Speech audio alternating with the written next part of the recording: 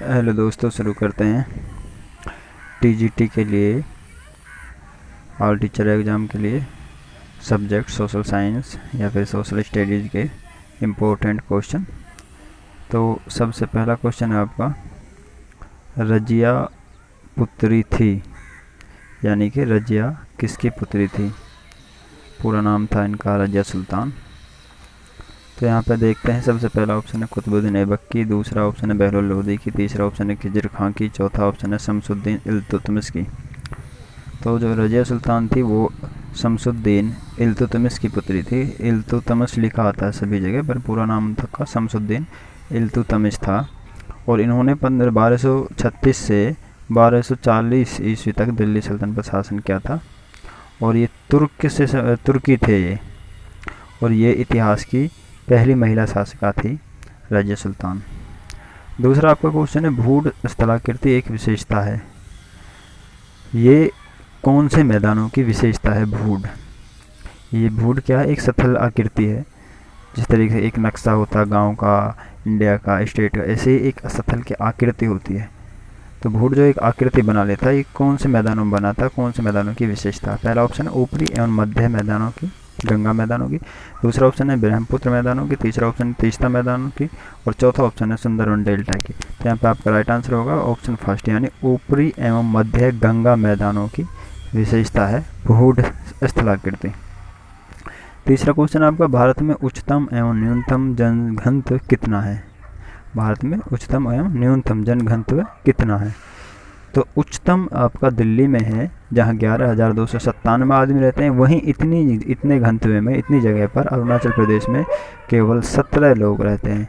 तो सबसे ज़्यादा जनघनत्व दिल्ली में है 11,297, और सबसे कम है अरुणाचल प्रदेश, यानी उसमें 17 है। तो पहला आपका राइट आंसर होगा। चौथा क्वेश्चन है, किताबुल हिंद के लेखक हैं।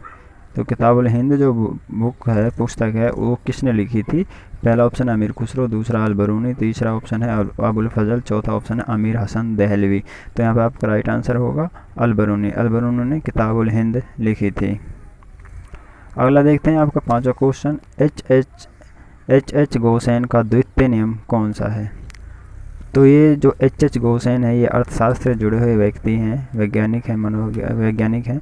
और इन्होंने जो नियम दिया है वो अर्थशास्त्र पर, इनका सीमांत लागत के ऊपर ये नियम है। तो उन्होंने कौन सा नियम दिया है? पहला ऑप्शन है सीमांत उपयोगिता ह्रास नियम, दूसरा सम सीमांत उपयोगिता नियम, तीसरा उपभोक्ता की बचत, चौथा परिवर्तनशील अनुपातों का नियम। तो यहाँ पर आपका राइट आंसर होगा सम सीमांत उपयोगिता का नियम इन्होंने दिया है एच गोसेन ने, और ये इनका दूसरा नियम है। छठा क्वेश्चन है, अशोक के अधिकतर अभिलेख लिखे गए हैं। अशोक जो सम्राट थे, उनके अधिकतर लिखे जो लेख हैं वो कौन सी भाषा में लिखे गए हैं? पहला ऑप्शन है पाली में, दूसरा हिंदी में, तीसरा संस्कृत में, चौथा प्राकृत भाषा में। तो प्राकृत भाषा में उनके अधिकतर लेख लिखे गए हैं यहाँ पे अशोक के। सातवां क्वेश्चन, IMF ने कार्य करना कब प्रारंभ किया? ये भी आपका अर्थशास्त्र से जुड़ा हुआ क्वेश्चन है। यानी IMF जो होता है वो विश्व के जो होता है और सिस्टम जो लेन देन का अर्थशास्त्र में, वो उसको कंट्रोल करता है। तो ये पहला ऑप्शन है वर्ष 43, दूसरा ऑप्शन है वर्ष 1947, तीसरा ऑप्शन है वर्ष 1946, चौथा ऑप्शन है वर्ष 1948। तो यहाँ पे आपका राइट आंसर होगा ऑप्शन नंबर 2, यानी कि 1947 में इसने अपना कार्य करना शुरू किया था। इंटरनेशनल, और इसमें M से बनेगा आपका और F से फंड बनता है, तो इस तरह इसकी फुल फॉर्म है। आठवां क्वेश्चन आपका, अधिकारों के पीछे सबसे प्रभावशाली घटक है। अधिकारों के पीछे सबसे प्रभावशाली घटक, यानी जो अधिकार हैं उनके पीछे का जो घटक है, यानी एक आधार कह सकते हैं उनको। एक आधार क्या है? पहला ऑप्शन है धार्मिक परंपराएं, दूसरा ऑप्शन राजनीतिक दलों के विश्वास, तीसरा ऑप्शन समाज से स्वीकृति, चौथा ऑप्शन है भावुक दावे। तो जो मेन जो अधिकार हैं, उनका जो बेस है, जो प्रभावशाली उनको बनाता है, वो है एक समाज की स्वीकृति। क्योंकि उनको जो ये अधिकार होते हैं, इनको एक समाज द्वारा स्वीकार किया जाता है, और यही इनका सबसे बड़ा प्रभाव है, सबसे बड़ा आधार है। अगला 9वां क्वेश्चन है, निम्नलिखित में से कौन सा जोड़ा सम्मिलित नहीं है? पहला इधर देखते हैं, नदी घाटी परियोजनाएं हैं, और इधर नदियों के नाम दिए गए हैं, यानी कौन सी नदी से कौन सी नदी घाटी परियोजनाएं जुड़ी हुई है, तो ये बतानी है। इनमें से 3 सही हैं और एक गलत है, वो गलत बतानी है। तो पहला है शिव समुद्रम, जो ये परियोजना है कावेरी नदी पर है, ये ठीक है। एक पोचमपाद परियोजना गोदावरी नदी पर, ये भी ठीक है। एक काकरा पार परियोजना, ये नर्मदा नदी, ये गलत है। और चौथा आपका उकाई, ये तापी नदी पे है, ये भी ठीक है। तो आपका राइट आंसर होगा ऑप्शन नंबर 3, यानी काकरा पार नर्मदा नदी पर नहीं है। अगला देखते हैं 10वां क्वेश्चन, श्रम के लैंगिक विभाजन का मूल आधार है, यानी जो मजदूरी कह सकते हैं एक तरीके से हम, उनका लैंगिक जो विभाजन किया गया है उसका कारण क्या है। पहला ऑप्शन है जैविक बनावट, दूसरा है रूढ़िवादी छवियाँ, तीसरा ऑप्शन राजनीतिक परंपराएं, चौथा ऑप्शन अनिश्चित सामाजिक भूमिकाएं। तो यहाँ पर आपका राइट आंसर होगा 2, यानी कि रूढ़िवादी छवियाँ। इसमें क्या है, यानी कि रूढ़ी बनी हुई है कि भाई वे महिलाओं से अधिक कार्य पुरुष करते हैं, आप अधिक मेहनत कर सकते हैं पुरुष हर क्षेत्र में, महिलाएं इतनी मेहनत पुरुषों के समान नहीं कर सकती। तो एक रूढ़ी बनी हुई है, इसी के कारण रूढ़िवादी छवियों के कारण ही श्रम के लैंगिक विभाजन का मूल आधार क्या है, यही है। अगला क्वेश्चन हम देखते हैं आपका 11वां, सम्मिलित करें सूची 1 और सूची 2 को सम्मिलित करना है। सूची 1 में क्या है, मैंग्रोव वनों के नाम है, और सूची 2 में क्या है, प्रदेश दिए गए हैं, कौन सा वन कौन से प्रदेश में है। तो मैंग्रोव कोरोमंडल उष्णकटिबंधीय सदाबहार के सामने दिया गया गंगा ब्रह्मपुत्र डेल्टा। तो इसका राइट आंसर आपका ऑप्शन नंबर थर्ड से अगर हम मिला के देखते हैं तो पहले में मैंग्रोव जो वन है ये गंगा ब्रह्मपुत्र डेल्टा के वन है, और यहाँ पे जो उष्णकटिबंधीय सदाबहार वन है ये आपके पश्चिमी घाट के वन है, और जो सी है आपका उष्णकटिबंधीय शुष्क सदाबहार वन है जो ये आपके कोरोमंडल तट पर हैं ये वन, और आर्द्र समशीतोष्ण वन है जो ये हैं आपके यानी कि अन्नमलाई की नीलगिरी तथा अन्नमलाई की पहाड़ियों पर ये वन स्थित हैं। ठीक है, 12 क्वेश्चन देखते हैं, भारत में राजनीतिक दलों को मान्यता प्रदान करते हैं। राजनीतिक दलों को मान्यता कौन प्रदान करता है, तो ये तो पता आपको, चुनाव आयोग ही उनको राजनीतिक दलों को मान्यता प्रदान करता है। राष्ट्रपति, संसद और सर्वदलीय संसदीय समिति इनका कोई रोल नहीं होता, बल्कि राजनीतिक पार्टियां जो होती हैं उनको जो मान्यता देता है वो चुनाव आयोग द्वारा दी जाती है मान्यता। 13वां क्वेश्चन है आपका, एक उपभोक्ता संतुलन में होता है जब सीमांत उपयोगिताएं होती हैं, यानी एक उपभोक्ता संतुलन जो बनाया जाता है, उपभोग जो वस्तुओं को उपयोग करता है, जो ग्राहक अंतिम जो वस्तु का जो उपयोग करने वाला होता है, और जब सीमांत उपयोगिताएं होती हैं तो तब क्या होता है। पहला ऑप्शन है न्यूनतम, दूसरा ऑप्शन है उच्चतम, तीसरा ऑप्शन है समान, और चौथा ऑप्शन है बढ़ती हुई। तो यहाँ पे क्या है, जब सीमांत यानी कि एक सीमा में जो उपभोक्ता हैं वो भी, और उपयोगिताएं जो उनकी जो ज़रूरतें हैं, उपयोगिताएं हैं जो वो उपयोग करते हैं वस्तुओं का वो भी इतनी हैं, और उपभोग जो करते हैं वो समान है, तो वो क्या होगी सीमांत। जब उपयोगिता समान है तो वो क्या है, समान ही है, यानी एक तरीके से कह सकते हैं हम, मांग भी इतनी है और उत्पादन भी इतना ही, तो क्या है वो समानता कहलाएगी।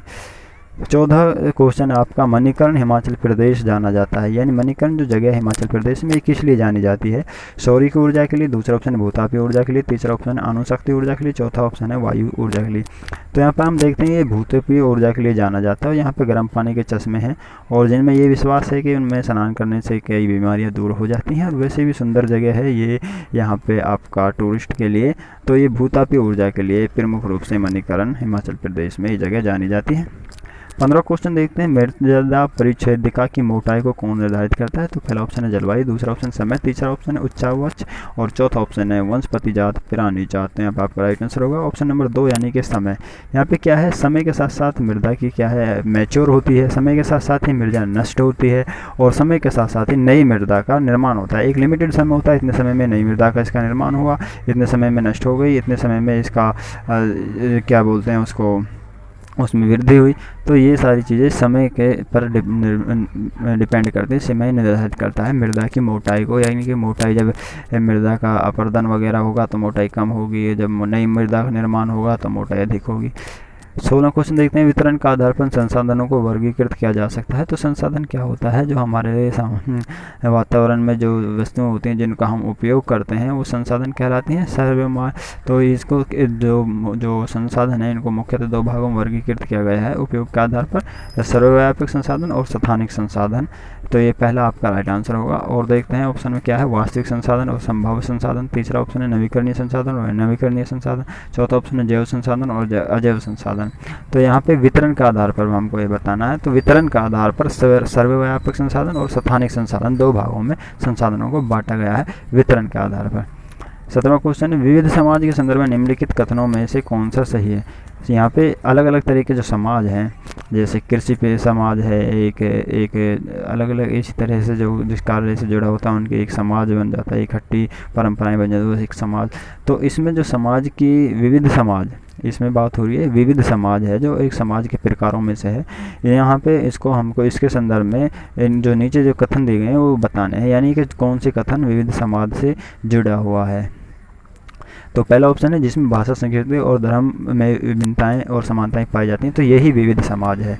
यही क्या है, विविध समाज की विशेषता है, और यही कथन विविध समाज से यहाँ पे जुड़ा हुआ है। यानी कि जिस समाज में भाषा, संस्कृति और धर्म के आधार पर विभिन्नताएं और समानताएं पाई जाती हैं वही विविध समाज है। एक तरीके से इसकी डेफिनेशन कह सकते हैं हम इसको, विविध समाज की। तो 18वां क्वेश्चन है, निम्नलिखित कथनों में से कौन सा लिंग यानी जेंडर रूढ़िबद्ध धारणा को चुनौती देता है। तो जेंडर रूढ़िबद्ध धारणा क्या है, जो हमारी चली आ रही है, यानी कि हमारे समाज को पुरुष प्रधान माना जाता है शुरू से ही। महिलाओं को उस कई कार्यों में हम आज भी क्या है उनको कमतर आंकते हैं। यानी जो पुरुष प्रधान समाज है वहाँ पे हम क्या देखते हैं, पहला ऑप्शन है महिलाएं पालन पोषण करने वाली होती हैं। उनका क्या मानना है पुरुष प्रधान समाज में कि महिलाएं केवल पालन पोषण करने वाली होती हैं, महिलाएं केवल बहुत भावुक होती हैं, महिलाएं फैशन परस्त होती हैं। तो ये पुरुष प्रधान समाज का ये मानना है। जबकि जो महिलाएं जिम्मेवार वाहन चालक होती हैं ये इसका खंडन करता है। यानी कि महिलाएं क्या है, एक जिम्मेवारी अपनी निभाती हैं और वो एक जिम्मेवारी के साथ अभी ड्राइविंग करती हैं, यहाँ तक कि एरोप्लेन भी उड़ाती हैं, यहाँ तक कि ट्रेनों में भी महिलाएं ड्राइवर हैं, यहाँ तक कि अंतरिक्ष में भी महिलाएं जाती हैं। तो ये यहाँ रूढ़िबद्ध धारणा को चुनौती देने वाला कथन है।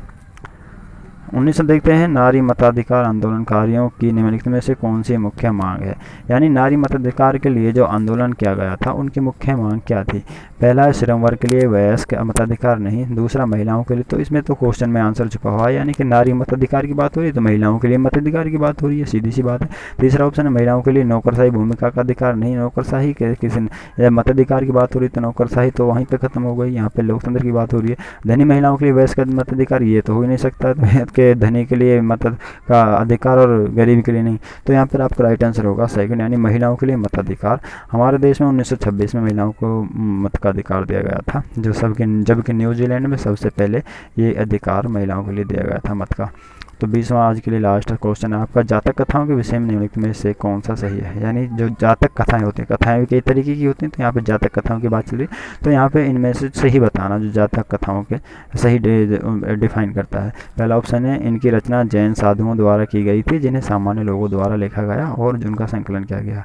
तो ये गलत है, इनकी रचना जैन साधुओं द्वारा नहीं की गई थी, इनकी रचना सामान्य लोगों द्वारा की गई थी, ये ठीक है, इनकी रचना सामान्य लोगों द्वारा की गई थी। और तीसरे ऑप्शन में भी यही चीज़ है कि इनकी रचना सामान्य लोगों द्वारा की गई थी। पर आगे जब चलते हैं कि जिन्हें बौद्ध भिक्षुओं द्वारा लिखा गया था, और तीसरे ऑप्शन में क्या है, जिन्हें जैन साधुओं द्वारा लिखा गया तो इन्हें जैन साधु द्वारा नहीं लिखा गया था जातक कथाओं को, इनको क्या है बौद्ध भिक्षुओं द्वारा लिखा गया था और सामान्य लोगों ने इनकी रचना की थी।